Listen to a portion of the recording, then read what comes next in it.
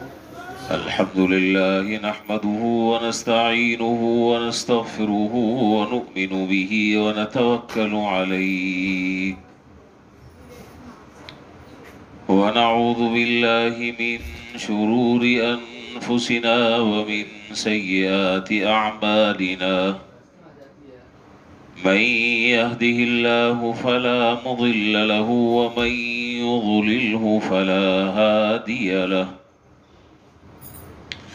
وأشهد أن لا إله إلا الله وحده لا شريك له وأشهد أن سيدنا وسندنا وشفيعنا ومولانا وحبيبنا محمدا عبده ورسوله صلى الله تعالى عليه وعلى آله وأصحابه وبارك وسلم تسليما كثيرا كثيرا. أما بعد فأعوذ بالله من الشيطان الرجيم. بسم الله الرحمن الرحيم. وقال ربكم ادعوني أستجب لكم وقال رسول الله صلى الله عليه وسلم من لم يسأل الله يغضب عليه. آمنت بالله صدق الله مولانا العظيم وصدق رسوله النبي الكريم ونحن على ذلك لمن الشاهدين والشاكرين والحمد لله رب العالمين.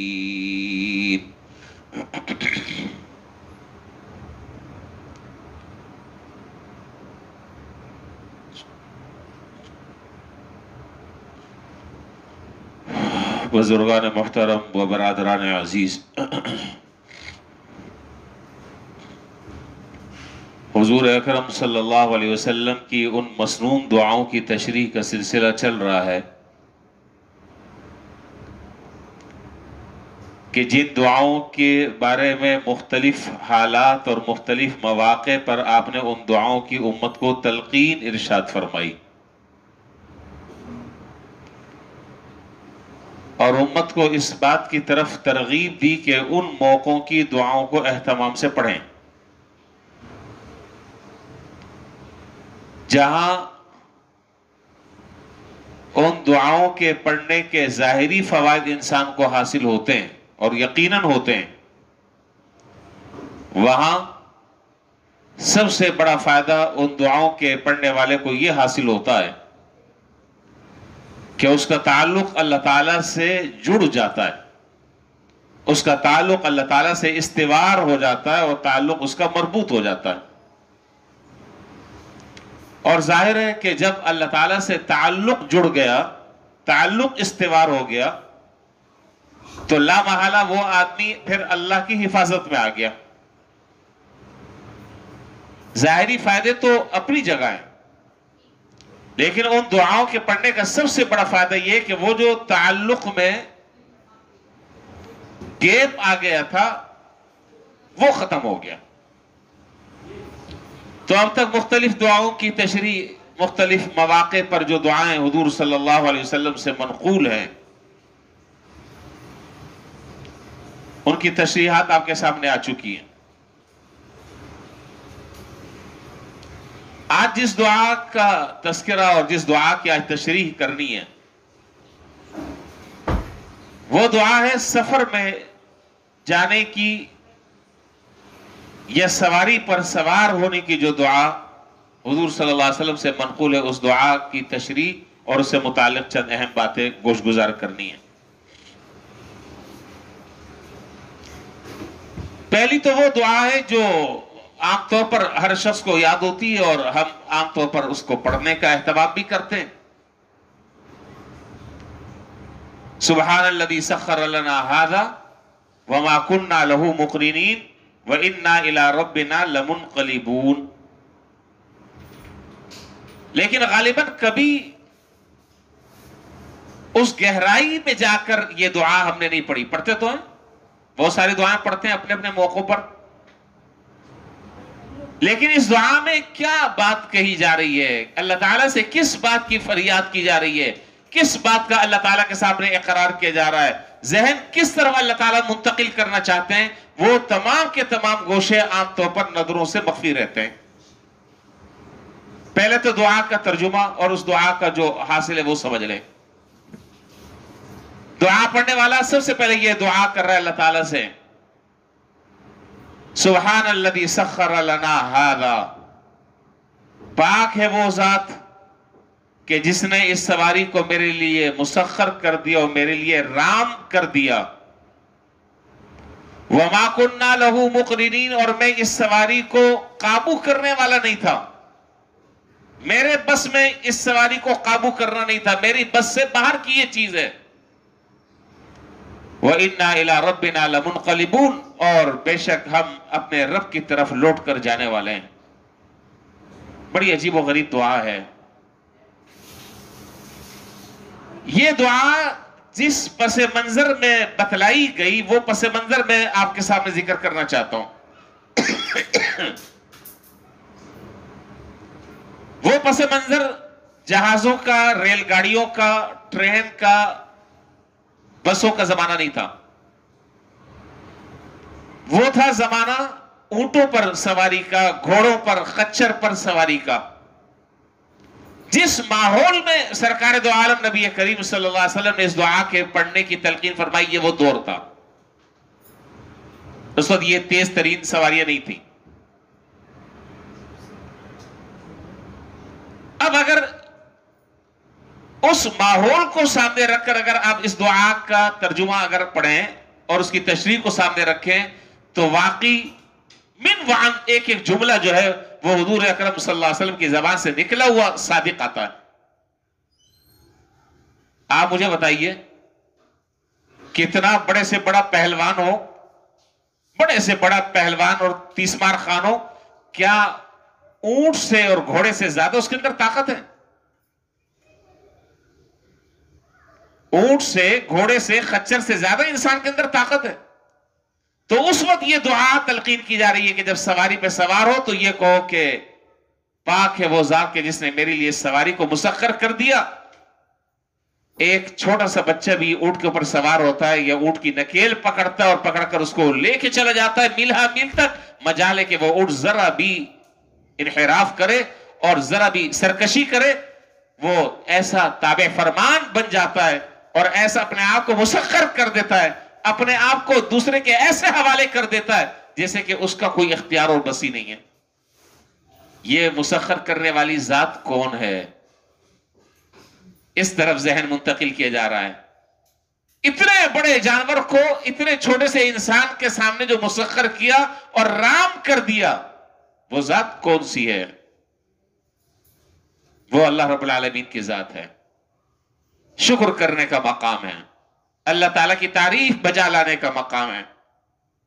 یہ تو زمانے کی بات تھی جس زمانے میں یہ حضور صلی اللہ علیہ وسلم نے دعا کی تلقین فرمائی. جو زمانہ گزرتا چلا گیا اس کے اندر ظاہر جدت آتی گئی، نئے زمانہ آیا، نئی چیزیں، نئی ایجادات سامنے آ گئی. سائنس اور ٹیکنالوجی نے مختلف چیزیں ایجاد کر دی اور یہ قیامت تک کی ہوتی رہیں گی. تو اب ان گھوڑوں اور خچروں کے بدلے ہماری موجودہ موٹر کاریں اور موجودہ جو سواریاں ہیں وہ اس کی جگہ پر آ گئی. راز وہی ہے جو راز وہاں تھا کہ آپ بڑے سے بڑی گاڑی کو اپنے لیے مسخر نہیں کر سکتے. یہاں تو صرف آپ نے کیا کیا، سرف لگایا، اسٹارٹ کی گاڑی، ایکسیلیٹر دبایا، گیئر ویئر دیکھ لیا، چل بھائی چل رہی ہے. یہ سب اللہ تعالیٰ کی قدرت سے اور اللہ کی مشیت سے اتنی بڑی بڑی چیزیں جو ہے وہ تم بیٹھ کر آرام سے چلا لیتے ہو. اس بات کی طرف ذرا سا ذہن اپنا متوجہ کرو کہ کون ہے وہ ذات کہ جس نے تمہارے لیے سواری کو مسخر کر دیا. ورنہ تو بعض چھوٹی گاڑیاں بھی ہوتی ہیں، موٹر سائیکل اور سائیکلیں بھی ہوتی ہیں، اگر وہ اڑ جائیں آدمی ایڑی سے چوٹی تک کا زور لگا لے، مجالے کہ وہ ذرا سا ہل کر دکھائے. لگا لے زور، کتنا لگانا ہے، جتنی کاریگری کر رہی ہے کر لے، لیکن اسٹارٹ ہو کر نہیں دے گی. اسٹارٹ ہو جائے گی پھر بند ہو جائے گی, اسٹارٹ ہو جائے گی پھر بند ہو جائے گی. لا محالہ اللہ تعالیٰ سے مدد مانگنے کی ضرورت پیش آتی ہے. ایسے ہی ہے, یا اللہ یہ مسئلہ ہے اس کو حل کر دیں, یہ پریشانی ہے اس کو حل کر دیں, اللہ تعالیٰ حل فرما دیتے. تو اس سواری کی دعا میں یہ بات بتائی جا رہی ہے کہ جب کسی بھی سواری پر تم سوار ہو تو یہ دعا پڑھو, سبحان الذی سخر لنا ھذا وما كنا له مقرنین. اللہ ہم اس کو قابو کرنے والے نہیں تھے, آپ نے اس کو ہمارے لیے مسخر کر دیا, آپ نے اس کو ہمارے لیے رام کر دیا. اب ہم جیسے چاہتے ہیں, جس طرف چاہتے ہیں, ہم اس کو موڑ کر لے جاتے ہیں, مجالے کہ وہ سر منہ انحراف کر لے. شکر کرو اللہ تعالیٰ کا. بعض لوگ یہ سمجھتے ہیں کہ یہ جو دعا ہے, جیسے کہ میں نے بھی شروع میں عرض کیا کہ اس دعا کا جو پس منظر ہے اور اس دعا کا جو سیاق ہے, وہ سیاق یہ ہے کہ اس زمانے میں وہ خچروں کی اور گھوڑوں کی اور اونٹوں کی سواریاں ہوتی تھی. تو بعض لوگ یہ سمجھتے ہیں کہ یہ دعا بس اس وقت کے لیے تھی, اب کے لیے نہیں ہے. میں نے عرض کیا کہ ایسا نہیں ہے. اس وقت کی وہ سواریاں تھی, اس میں جدت ہوئی, زمانہ بدلا, حالات بدلے, نئی نئی چیزیں ایجاد ہو گئی. اب جو سواری کی چیز ہے اس پہ سوار ہونے کے بعد یہی دعا پڑھنا سنت ہے. اور آئندہ پتہ نہیں, اللہ بہتر جانے کیا کیا اور چیزیں ایجاد ہوں گی, تو یہی دعا پڑھنا جو ہے وہ مسنون ہے. ذرا سا آپ قرآن کریم کی اس آیت کو دیکھیے, 14ویں پارے کی سورہ نحل کی آیت ہے. اب لوگ کہتے ہیں, میں یہاں پر ایک بات اور بھی ضمن ذکر کر دوں. لوگ کہتے ہیں کہ جی قرآن کریم میں ہوائی جہاز کا کہاں پر ذکر ہے, ہیلی کاپٹر کا کہاں پر ذکر ہے. میں بتاتا ہوں کہ ہے. اور آئندہ قیامت تک کے جتنی ایجادات ہوں گی سب کا تذکرہ قرآن کریم نے پیشگی کر دیا. سب کا تذکرہ پیشگی کر دیا. قرآن ہے, قرآن یہ کسی عام آدمی کی کتاب نہیں ہے لکھی ہوئی. سورہ نحل کھولیں 14واں پارہ. والخیل والبغال والحمیر لترکبوها وزینہ ویخلق ما لا تعلمون. یہ خچر, یہ گھوڑے, یہ اونٹ, یہ چوپائے جن پر تم سوار ہوتے ہو, یہ تمہارے لیے زینت ہیں. اور آگے جملہ کیا کہا, آگے جملہ ارشاد فرمایا وَيَخْلُقُ مَا لَا تَعْلَمُونَ, اور اللہ تعالیٰ پیدا فرمائیں گے وہ چیزیں جو تمہارے ابھی علم میں نہیں ہیں. 100 سال کے بعد وہ چیزیں ایجاد ہوں گی, ہم پہلے ہی بتا دیتے ہیں. بعد میں وہ چیزیں ایجاد ہوں گی, ہم آج بتا دیتے ہیں. وہ سب اللہ تعالیٰ پیدا فرمائیں گے. تو جس زمانے میں یہ آیت اتری, اس زمانے میں کہاں جہاز کا تصور تھا. یہ جو بس چل رہی ہے, کیا نام ہے اس کا, گرین لائن, جی, کہاں تصور تھا. ٹرین کا کہاں تصور تھا, تیز ترین سواریوں کا کہاں تذکرہ تھا. یہ قرآن نے جملہ ایسا کہا ہے وَيَخْلُقُ مَا لَا تَعْلَمُونَ, اور وہ پیدا فرمائے گا وہ چیزیں جو تمہارے علم میں نہیں ہیں, آئندہ علم میں ہوں گی. اللہ تعالیٰ نے پہلے ہی تمام چیزوں کا ذکر کر دیا. تو اس اعتبار سے اگر دیکھا جائے تو قیامت تک کی جتنی چیزیں ایجاد ہوتی رہیں گی سب کا تذکرہ اس آیت کے اندر موجود ہے. میں نے آپ کو آیت کا حوالہ دے دیا. تو بہرحال یہ سواری کی دعا چاہے ان حالات کے اور اس زمانے کے سیاق میں نازل ہوئی, یا حضور صلی اللہ علیہ وسلم نے دعا کی تلقین فرمائی, یا قیامت تک کی جو بھی سواریاں ہوتی رہیں گی, جس سواری پر بھی تم بیٹھو تمہیں یہ دعا پڑھنی چاہیے اور اللہ تعالیٰ کا شکر ادا کرنا چاہیے. آخر میں ایک جملہ ہے, دیکھیں بات اصل میں یہ ہے کہ آدمی جب اپنے گھر سے نکلتا ہے کسی کام کاج کے لیے, کسی سفر کے لیے, کسی ضرورت کو پورا کرنے کے لیے, تو ظاہر ہے کہ سواری کی بھی ضرورت پڑتی ہے. بہت سارے ذہن میں خیالات پیدا ہوتے ہیں اس دوران, بہت سارے احتمالات ذہن میں پیدا ہوتے ہیں. پتہ نہیں سواری ملے گی بھی کہ نہیں ملے گی, سواری مل بھی گئی تو راس آئے گی کہ نہیں آئے گی, سواری مل بھی گئی راس بھی آ گئی, راحت کا ذریعہ ہوگی یا نہیں ہوگی, وغیرہ وغیرہ. یہ دعا پڑھ لو، اللہ تعالیٰ سے دعا مانگ لو، انشاءاللہ وہ سواری تمہارے لیے راحت کا بھی ذریعہ بنے گی، خیر کا بھی ذریعہ بنے گی، سہولت اور آرام کا بھی ذریعہ بنے گی، اور تم اپنے منزل مقصود تک بھی آسانی سے انشاءاللہ پہنچ جاؤ گے۔ آگے جملہ اس دعا میں ایک اور آخری جو جملہ ہے وہ بڑا معنی خیز ہے۔ وَإِنَّا إِلَىٰ رَبِّنَا لَمُنْقَلِبُونَ، وَإِنَّا إِلَىٰ رَبِّنَا لَمُنْقَلِبُونَ۔ عجیب قرآن کی بلاغت ہے، قرآن کی فصاحت ہے، قرآن کی جامعیت ہے، آدمی قربان جائے اس قرآن پر۔ ایک جملہ کہہ دیا وَإِنَّا إِلَىٰ رَبِّنَا لَمُنْقَلِبُونَ، یہ جو دعا سواری کی اور سفر کی تم پڑھ رہے ہو، اس میں اس بات کا بھی اقرار کروایا جا رہا ہے کہ ہمیں اللہ ہی کی طرف لوٹنا ہے۔ کیا مانا؟ یہ جو سفر ہے دنیا کا، یہ تو بڑا مختصر سا سفر ہے، ایک اور سفر آگے آنے والا ہے جس کی کوئی حد نہیں ہوگی، جس کی کوئی انتہا نہیں ہوگی۔ یہ سفر اچھا ہو تو بھی گزر جائے گا، اور اللہ نہ کرے اگر یہ سفر خراب ہو تو بھی کٹ جائے گا، لیکن وہ جو سفر آنے والا ہے وہاں کی اس سفر کی کامیابی ہمیشہ کی کامیابی، اور اس سفر کی ناکامی ہمیشہ کی ناکامی ہے۔ لہذا ذہن اس طرح منتقل کیا جا رہا ہے کہ اس سفر میں یہ سفر تمہارا رکاوٹ نہیں بننا چاہیے۔ پتہ نہیں آپ اس نقطے کو سمجھ پا رہے ہیں کہ نہیں؟ ذہن اس طرح متوجہ کیا جا رہا ہے کہ یہ جو عارضی سفر ہے، گھنٹوں کا، دنوں کا، ہفتوں کا، سال کا، مہینوں کا، یہ سفر تمہارے لیے رکاوٹ نہ بنے اس سفر سے جو سفر آخرت میں پیش آنے والا ہے۔ اور ہر آدمی جو ہے وہ اپنے سفر کی طرف رواں دوا ہے، اپنے قبر کی طرف رواں دوا ہے، اور بہت تیزی کے ساتھ آدمی یہ سفر طے کر رہا ہے، اور پتہ نہیں اللہ تعالیٰ ہی جانتے ہیں کہ کب روح نکلے اور آدمی اس سفر پر روانہ ہو جائے۔ ہر آدمی اس سفر کی طرف، اس منزل کی طرف رواں دوا ہے، قبر کی طرف مسلسل بڑھ رہا ہے، لیکن شیطان جو ہے وہ یہ دل میں خیال اور یہ وسوسے ڈالتا ہے کہ ارے میاں ابھی تو بڑی زندگی پڑی ہے، ابھی تو تم نے دیکھا ہی کچھ نہیں، ابھی تو تم نے دیکھا ہی کچھ نہیں، پتہ نہیں وہ دیکھنا بھی نصیب میں ہے کہ نہیں ہے، اللہ ہی کو معلوم۔ بہرحال نصیب میں ہو تو اللہ تعالیٰ کو نہیں بھولنا ہے، اللہ تعالیٰ کو نہیں بھولنا ہے، کسی موقع پر اللہ تعالیٰ کو فراموش نہیں کرنا ہے، تو انشاءاللہ وہ تمہاری دنیا بھی اچھی فرمائیں گے اور تمہاری آخرت بھی انشاءاللہ اللہ تعالیٰ اچھی فرمائیں گے۔ تو حضرت یہ ہے مختصر سی دعا کا خلاصہ۔ میں اگلی دعا کی طرف آ رہا ہوں۔ میرا خیال بات واضح ہو گئی ہے، جتنی بات مجھے بتانی تھی وہ میں کوشش کی کہ میں آپ کو سمجھا دوں۔ سبحان الذی سخر لنا ھذا، پاک ہے وہ ذات کہ جس نے میرے لیے اس سواری کو مسخر کر دیا ہے۔ میں اس کو قابو کرنے والا نہیں تھا، میں اس پر دسترس اور کنٹرول رکھنے والا نہیں تھا، یہ میرے قابو سے باہر کی تھی۔ یہ اللہ تعالیٰ کا احسان اور اس کا فضل ہے کہ اس نے اس سواری کو میرے قابو کر دیا ہے۔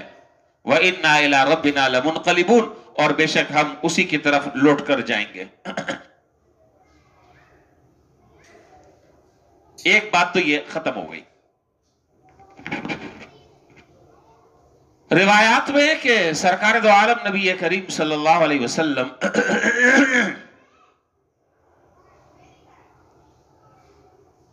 جب مدینہ منورہ سے باہر کہیں کا سفر فرماتے، یہ تو وہ دعا ہے کہ جو ہر وقت ہر موقع پر سواری پر بیٹھنے کی دعا ہے، اور اس کو پڑھنے کا اہتمام کرنا چاہیے۔ لیکن بس اوقات ایسا ہوتا ہے کہ آدمی ایک دو گھنٹے کا نہیں، لمبا سفر پیش آتا ہے، یہاں سے حیدرآباد جا رہا ہے، سانگڑ جا رہا ہے، رحیم یار خان جا رہا ہے، لاہور جا رہا ہے، لمبا سفر پیش۔ تو مدینہ منورہ سے جب سرکار دو عالم نبی کریم صلی اللہ علیہ وسلم نکلتے تھے، بڑی عجیب دعا ہے، اور میرا دل یہ چاہتا ہے یہ دعا یاد کر لیں، اور اس دعا کی افادیت، اس دعا کی اہمیت، اس دعا کی جامعیت یہ تو حضور صلی اللہ علیہ وسلم نے بتلا دی ہے، تو امت کو پتہ چلا، ورنہ تو کوئی دماغ ایسا نہیں تھا جو ان حقیقتوں کی طرف پہنچ سکتا تھا جن کی طرف جناب رسول اللہ صلی اللہ علیہ وسلم نے ہمارا ذہن متوجہ کیا. 3 مرتبہ آپ، اور سفر تو میرا خیال ہر آدمی کو پیش آتا ہی ہے، آدمی کہیں نہ کہیں تو جاتا ہے. بڑی عجیب دعا ہے اور اس کے بڑے بڑے فائدے، بے شمار فائدے ہیں، اس کو الفاظ بیان نہیں کیا جا سکتا. لیکن شرط یہ کہ وہ آپ ذرا سا یاد کر لیں. اگر پوری دعا یاد نہ ہو تھوڑی تھوڑی کر لیں، مختصر سی دعا ہے. 3 مرتبہ آپ نکلنے سے پہلے پڑھتے اللہ اکبر اللہ اکبر اللہ اکبر. یہ تو یاد ہے نا، نماز میں بھی تکبیر کہتے ہیں نا، یہ تو یہاں تک تو مسئلہ آسان ہے. آگے دعا شروع کی اللہم انت الصاحب فی السفر. یہ مشکل ہے لیکن یاد کریں گے، اہمیت دل میں ہوگی، افادیت سمجھیں گے تو یاد بھی کریں گے، پڑھیں گے بھی. لیکن اگر بس ایسے ہی چلو بھائی مولوی صاحب ڈوڈگی بجا رہے ہیں، بجانے دو، یاد کریں، فائدہ ہوگا. اللہم انت الصاحب فی السفر والخلیفۃ فی الاہل اللہم ہون علینا ھذا السفر واطوی عنا بعدا. یہ مشکل ہے، آسان ہے. کیا ہے اس دعا میں؟ کون سا ایسا جادو ہے اس دعا کے اندر؟ پہلے طرح سے اس دعا کا مطلب سمجھ لیں. دیکھیے جب آدمی سفر میں جاتا ہے تو آدمی کی کوشش یہ ہوتی ہے کہ اپنے ساتھ کسی ہم مزاج آدمی کو ساتھ لے لے. اس کے بڑے فائدے ہیں. اس کا سب سے بڑا فائدہ یہ ہے کہ آدمی بوریت سے بچ جاتا ہے. ہم مزاج اور ہم مذاق آدمی ہو تو سفر جلدی کٹ جاتا ہے. 1 سے 2 آدمی زیادہ بہتر رہتے ہیں وغیرہ وغیرہ.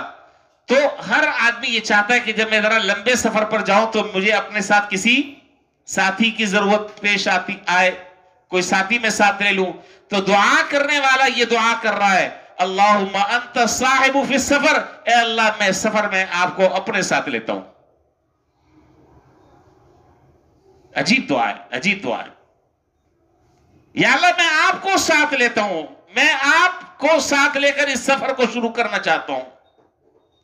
اور جب آپ میرے ساتھ سفر میں ہوں گے پھر مجھے کیا ٹینشن، پھر مجھے کیا فکر، پھر کس چیز کی پریشانی. تو دعا کرنے والا یہ دعا کر رہا ہے کہ اللہ میں آپ کو اپنے ساتھ سفر میں لیتا ہوں.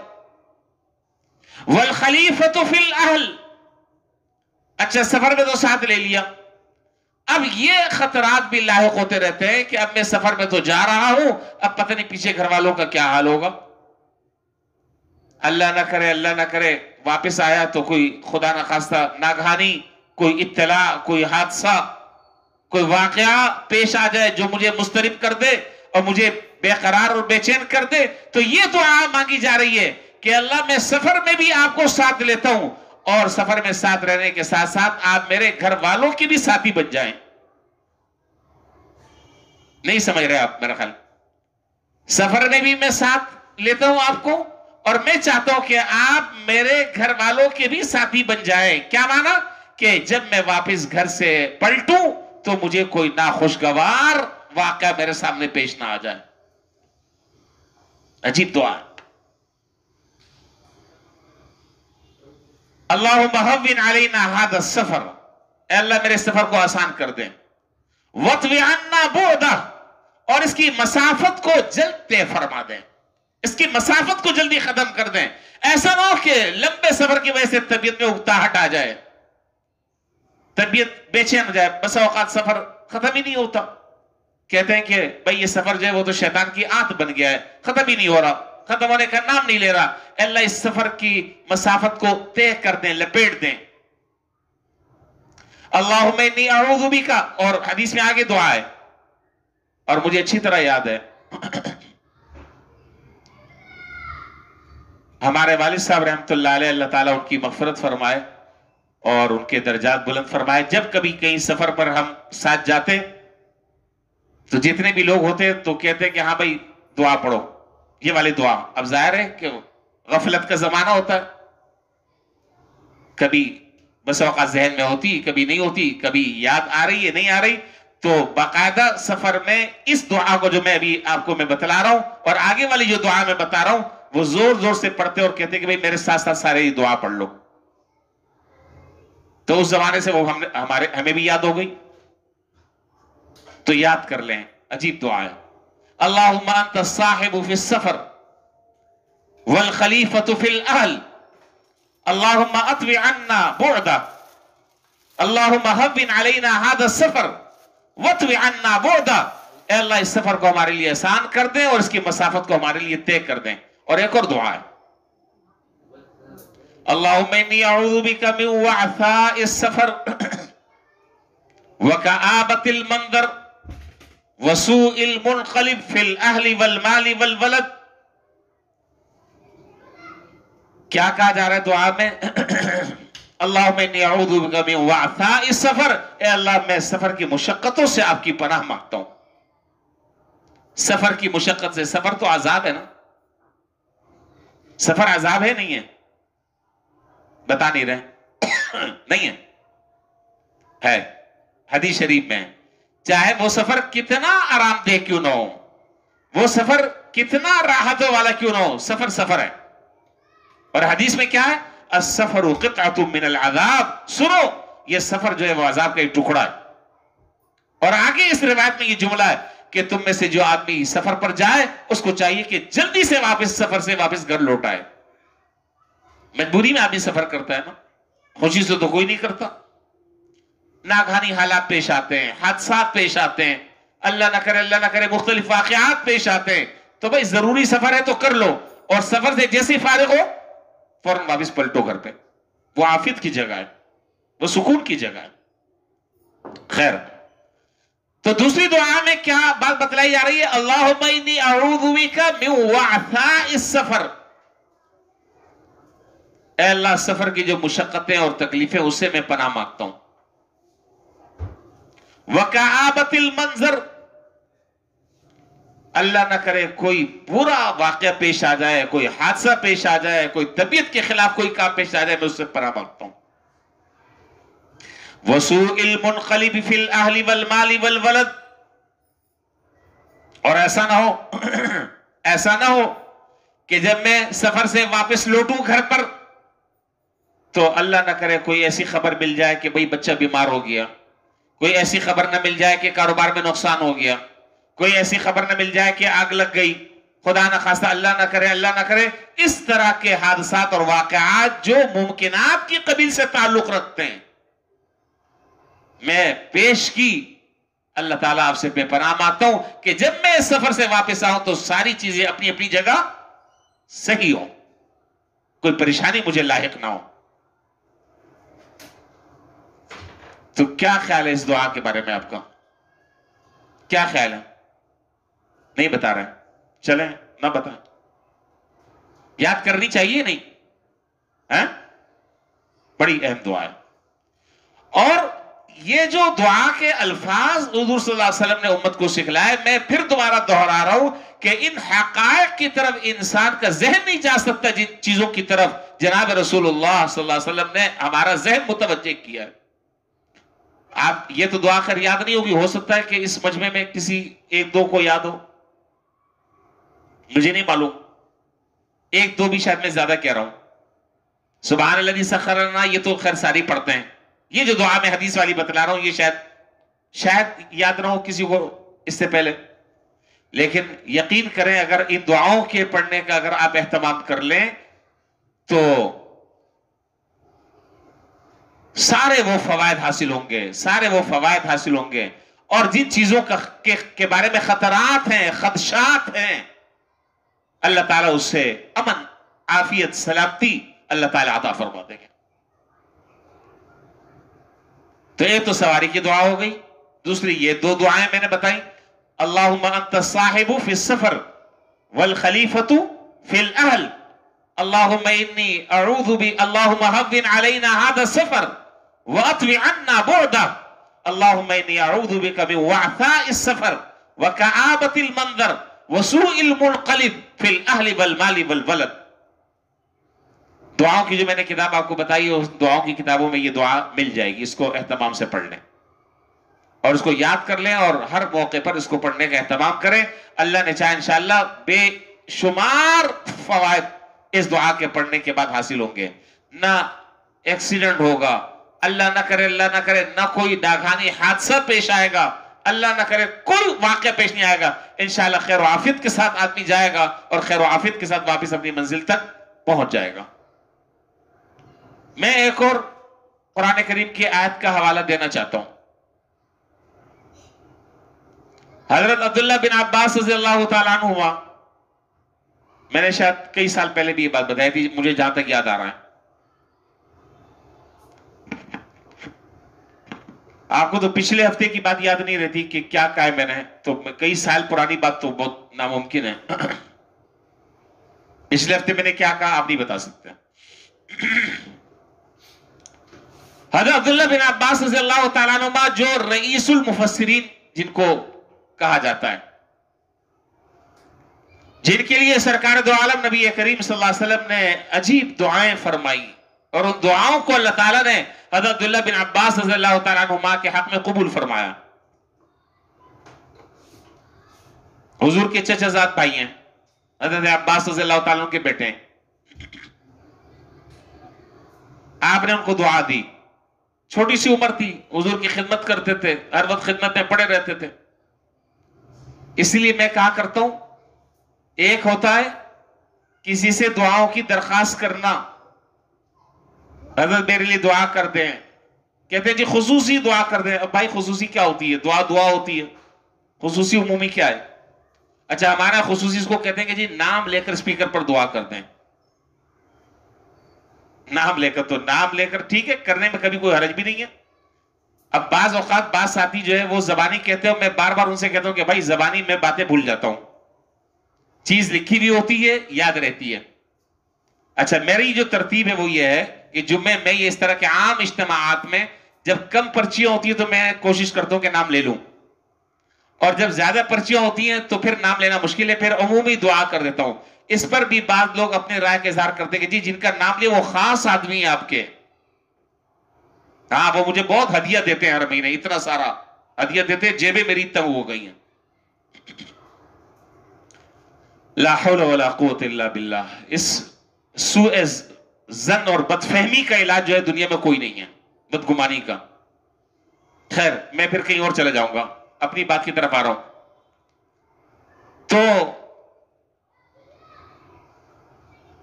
تو میں یہ عرض کر رہا تھا، ایک ہوتا ہے دعا کی درخواست کرنا کسی سے، ٹھیک ہے دعا کی درخواست کرنی چاہیے. کسی کو آپ نیک آدمی سمجھتے ہیں دعا کی درخواست کر دیں، لیکن اصل جو چیز ہے وہ ہے دعا کی درخواست نہ کرنا بلکہ دعا لینا دوسرے سے. نہیں سمجھ رہے فرق دونوں میں؟ دعا لینا، آدمی خود سراپا اس قابل ہو جائے کہ اگلے آدمی کے دل سے نہ چاہتے ہوئے بھی دل سے دعا نکل جائے، بس بیڑا پار ہو گیا. یہ ہے دعا لینے والا آدمی بن جائے، دعا لینے والا بن جائے. میں اس قابل ہو جاؤں کہ اگلے کے دل سے میرے لیے خود دعا نکلے، زبان سے بے ساختہ دعا جاری ہو جائے. یہ ہے اصل. دعا کی درخواست کرنے میں بھی کوئی حرج نہیں، یہ بھی احادیث سے ثابت ہے.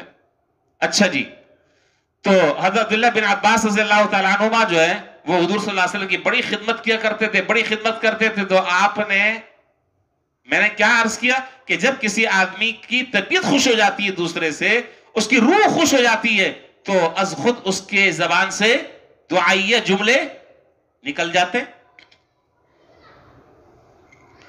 آپ نے دعا فرمائی، اللہم فقہہ فی الدین وعلمہ الکتاب وعلمہ التأویل.